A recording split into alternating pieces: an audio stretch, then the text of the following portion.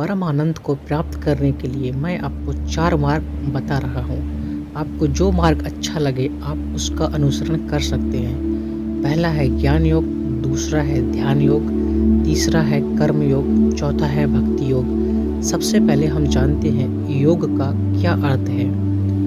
योग का अर्थ है जुड़ना या जोड़ना, यानी आपको अपने ज्ञान में, अपने ध्यान में, अपने कर्म में, अपनी भक्ति में परम आनंद को जोड़ना है, जिसे हम ईश्वर कहते हैं। तो सबसे पहले हम जानेंगे ज्ञान योग के बारे में। ज्ञान वही है जो स्वयं के बारे में जानता है, बाकी सब अज्ञान है। मैंने अपने दोस्त से पूछा, क्या तू अपना परिचय दे सकता है? उसने कहा हाँ। मैंने कहा बता कौन है तू? उसने कहा मैं डॉक्टर रिजवान। मैंने कहा ये तो शरीर है, डॉक्टर रिजवान कहाँ है? मैंने उससे फिर पूछा, अच्छा ये बता डॉक्टर रिजवान अभी कहाँ है? उसने कहा मैं तो तेरे सामने खड़ा हूँ। मैंने कहा ये तो शरीर है, डॉक्टर रिजवान कहाँ है? लेकिन वो इसका कोई जवाब नहीं दे पाया।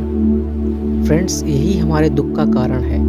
हम स्वयं को शरीर मान बैठे हैं, जबकि ये सत्य नहीं है।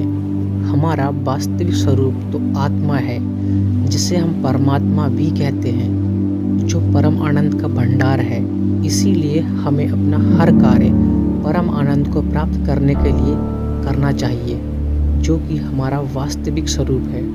अब हम जानेंगे ध्यान योग के बारे में। ध्यान करने वाले को चाहिए कि वो एकांत स्थान में जाकर कुशा या मुलायम वस्त्र को बिछा ले। बैठने का स्थान बहुत अधिक ऊंचा या बहुत अधिक नीचा ना हो। यह स्थान पवित्र होना चाहिए, अर्थात साफ सुथरी जगह होनी चाहिए। ध्यान करने वाले को चाहिए कि वह दृढ़तापूर्वक बैठ जाए, मन, इंद्रियों तथा कर्मों को वश में करके अपनी सांसों पर ध्यान लगाए। इसी प्रकार निरंतर अभ्यास करने से एक दिन भौतिक संपर्क टूट जाते हैं और उसके बाद आत्म साक्षात्कार होता है, जो परम आनंद की उच्चतम अवस्था है। फ्रेंड्स, अब हम जानेंगे कर्म योग के बारे में। हर इंसान अपने जीवन में कोई ना कोई कार्य अवश्य करता है और उसके द्वारा किए गए कार्य ही उसके बंधन का कारण बनते हैं। इसीलिए मनुष्य को चाहिए कि वो निष्काम कर्म करे। निष्काम कर्म से मनुष्य इसी क्षण, इसी पल मोक्ष प्राप्त कर सकता है, जो सुख की उच्चतम अवस्था है। अब समझते हैं निष्काम कर्म क्या है। जब आप किसी कार्य को करते हैं और कार्य से प्राप्त होने वाले फल की इच्छा को त्याग देते हैं, तो उसी को निष्काम कर्म कहते हैं। फल की इच्छा को क्यों त्यागना है, इसे एक उदाहरण से समझते हैं। एक व्यक्ति कार्य करता है लग्जरी कार खरीदने के लिए।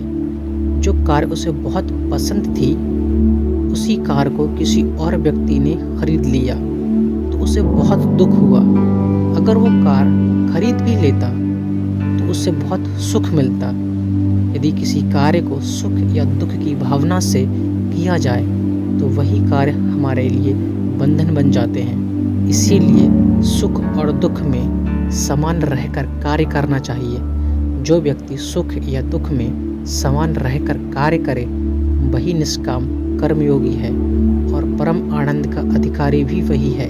फ्रेंड्स, अब हम जानेंगे भक्ति योग के बारे में। जो व्यक्ति अपने कार्यों को भगवान को अर्पित करके अविचलित भाव से भक्ति करते हुए उनकी पूजा करता है और अपने चित्त को भगवान में स्थिर करके निरंतर भगवान का ध्यान करता है, तो भगवान उसके लिए जन्म और मृत्यु के सागर से निकालकर परम शांति प्रदान करते हैं। जो व्यक्ति दूसरों में ईश्वर का स्वरूप देखता है और सभी से प्रेम करता है, वह व्यक्ति श्रेष्ठ है।